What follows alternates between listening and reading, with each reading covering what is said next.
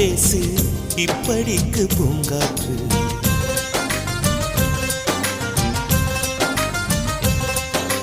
மலரே ஒரு வார்த்தை பேசு இப்படிக்கு பூங்காற்று.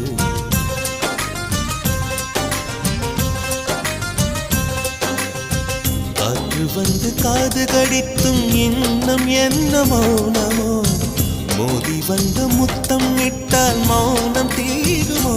அச்சம் தான் உன்னாடையோ, வெட்கம் தான் உந்தானையோ, மௌனம் தான் உன் வேலியோ. செம்புவே வா வா வா வா.